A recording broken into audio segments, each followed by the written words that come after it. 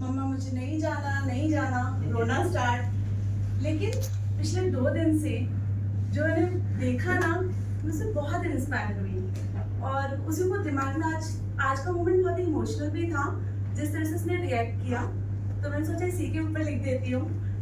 दिवाली से तो कुछ रिलेटेड नहीं है, पर जो मैंने फील किया मैं उसी को ही बताना चाहूँगी। इस कविता की छोटी सी कविता है और इसका आधी बात बच्ची में हुई या बच्ची को स्कूल में मैं भी थोड़ा सा हो गई थी क्योंकि मेरे लिए थोड़ा टफ मोमेंट हो जाता है। वो इतना रोना स्टार्ट कर देती है, इसको देख के लगता है क्या करूँ मैं, इसको वापस ले जाऊँ या क्या ही करूँ।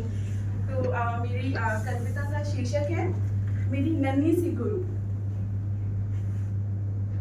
कभी कभी न जिंदगी सिखाने वाले उम्र में बड़े नहीं होते, कभी कभी 2.5 साल के छोटे हाथों में भी जिंदगी के सबक छिपे होते हैं। जब मैं अपनी 2.5 साल की बेटी को प्ले स्कूल के गेट पर छोड़ती हूँ, वो अपनी छोटी छोटी आंखों में आंसू रोककर हिम्मत जुटाकर मुस्कुराती है और कहती है, बाय मम्मा, मेरे लिए लाव पानी लेकर आओगे ना।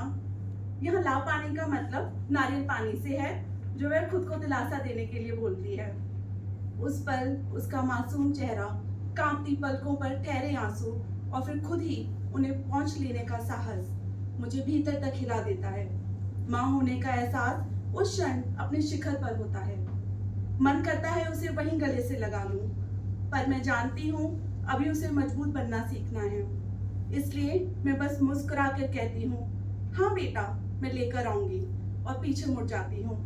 दिल भर आता है, लेकिन गर्व भी होता है कि मेरी नन्ही सी बेटी मुझे हिम्मत और आत्मविश्वास सिखा रही है। वो सिखाती है कि खुद को समझाना भी जरूरी है, अपने जज्बातों को जीना भी जरूरी है। वो सिखाती है कि रोना कमजोरी नहीं है, एहसास है, चाहे वो जमीन पर लेटकर रोना हो या मेरे गले लगकर सुकून पा लेना।